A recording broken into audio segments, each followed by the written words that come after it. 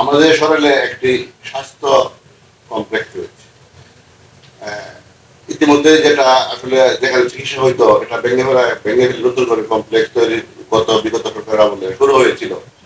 কিন্তু দুঃখের বিষয় হলো সরকার পরিবর্তনের পরে 5 আগস্টের পরে এটা নতুন করে কাজ ধরেছিল, কিন্তু যে কন্ট্রাক্টর কাজ দিয়েছিল সে পালিয়ে গেছে, আমরা জানতে পারছি। কিন্তু এই মুহূর্তে এই কাজ বন্ধ আছে, এখানে লক্ষ লক্ষ টাকার মাল নষ্ট হচ্ছে। তাছাড়া এখানে যারা চিকিৎসা নিতে যাচ্ছে রোগীরা অনেক ভোগান্তি শিকার হচ্ছে।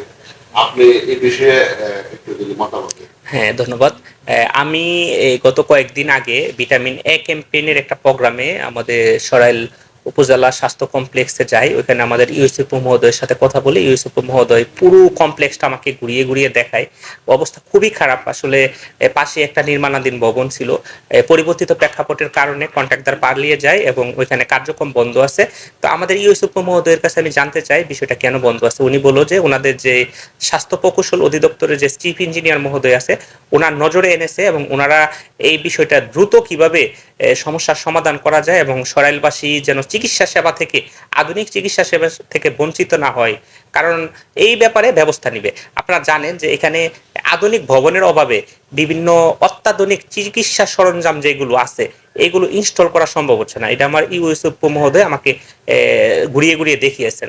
তো আমরা আশা করি আমাদের ইউসুফ মহোদয় কর্মঠ আছেন, উনি নিয়মিত যোগাযোগ রাখতেছেন এবং আমিও আমার দিক থেকে আমাদের যে জেলার যে মিটিংগুলোতে আছে এগুলোতে আমি উত্থাপন করেছি এবং সামনে ইনশাল্লাহ করব। আশা করি এটার একটা সমস্যার সমাধান হবে ইনশাল্লাহ, যেহেতু সব।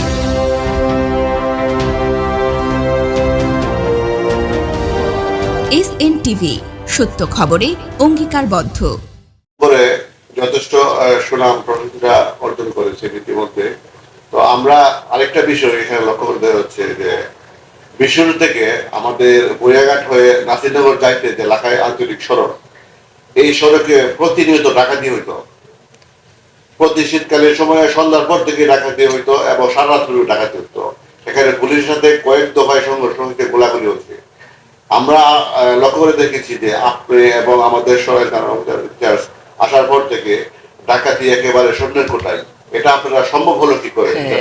ধন্যবাদ। আমি যোগদান করার পরই আমাদের জেলা প্রশাসক স্যারের একটা নির্দেশনা ছিল, ডাকাতির বিষয়টা আমাকে বলে দেয়। ফলশ্রুতিতে এখানে যে ঝুপঝাড়গুলো ছিল এইগুলোতে ডাকাতরা লুকিয়ে থাকতো। আমি যোগদান করার পরই আমাদের যে সংশ্লিষ্ট ইউপি চেয়ারম্যানদেরকে আমার উপজেলা পরিষদ থেকে আমার 1% বরাদ্দ থেকে তাদেরকে বরাদ্দ দিয়ে এই ঝুপঝাড়গুলো পরিষ্কার করাই। প্রায় 4 থেকে 5 লক্ষ টাকার মতো খরচ হয় এই সবগুলো অবৈধ যে ঝোপঝাড়গুলো থাকে রাস্তার পাশে এগুলো পরিষ্কার পরিচ্ছন্ন করতে।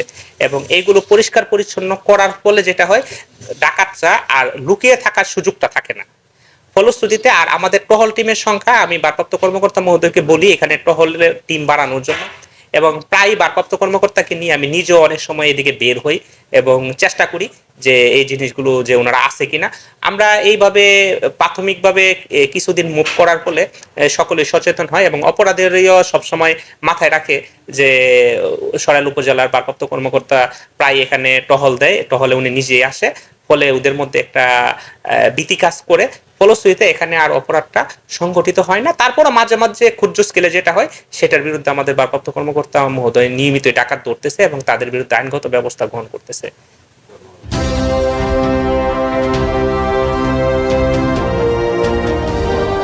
SNTV সত্য খবরে অঙ্গীকারবদ্ধ।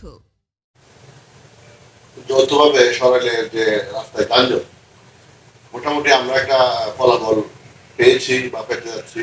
এখন সামনে যদি আপনারা আরেকটু এটার প্রতি নজর দেন তাহলে মনে হয় আমরা 100% যানজট মুক্ত শহর হবে। ধন্যবাদ। এই বিষয়টি যদি একটু বলেন। ধন্যবাদ। আমি আপনাকে অবগতির জন্য জানাচ্ছি যে আমরা বিশেষ করে সরাইল যে প্রপারে যে 2টা বাজার আছে, সকাল বাজার এবং বিকাল বাজার, এছাড়া এই সামনে আছে আমাদের কালীকচ্ছ বাজার। তো এখানে সকাল বাজার বিকাল বাজারের সভাপতি সেক্রেটারিকে নিয়ে আমরা বসেছিলাম এবং তাদের সাথে কথা বলেছি এবং একটা আমাদের যে ভারী যানবাহনগুলো এইগুলোর প্রবেশের জন্য একটা সময় বেঁধে দিয়েছি আমরা সকলের মতামত নিয়ে। এবং এই বিষয়ে আমাদের সহকারী কমিশনার ভূমি মহোদয়ের নেতৃত্বে প্রায় এখানে অভিযান পরিচালনা করা হচ্ছে। আমি নিজেও এখানে যাই এই সুযোগ বুঝে। তো আশা করি আমরা ঈদের আগে আমাদের টহল কার্যক্রম আরো অনেক বাড়িয়ে দিব, কারণ ওই সময় মানুষের আগমন এবং এখান থেকে আসা যাওয়াটা একটু বেড়ে যাবে, ফলে যানজট বেড়ে যেতে পারে। ওইদিকে আমাদের নজর আছে। আপনারা জানেন যে আমাদের বিশ্ব রোড মোড়ে আমরা একটা যানজট নিরসনের ক্ষেত্রে বিশ্ব রোড মোড়টা বেসিক্যালি সরাইল এবং সদর উপজেলা সংযোগস্থল, আমরা দুই উপজেলার প্রশাসন যৌথভাবে ওইখান থেকে আমরা অবৈধ স্থাপনাগুলো অপসারণ করে দেই, এবং এখানে আপনারা এখন খেয়াল করলে দেখবেন যে বিশ্ব রোড মোড়ে এখন কোনো যানজট ওইভাবে লাগে না। এবং আশা করি এবারের ঈদে এই মহাসড়ক দিয়ে গমনকারী মানুষরা এটা সুফল ভোগ করবে। তো আমার মনে হয় আমরা সরাইলের প্রপারের বিষয়ে আরো অধিক মনোযোগী হব এবং আরো বেশি অভিযান এখানে পরিচালনা করব, এবং সকলকে মোটিভেশনের মাধ্যমে আমরা চেষ্টা করব যে এখানে যেন যানজটটা তৈরি না হয়।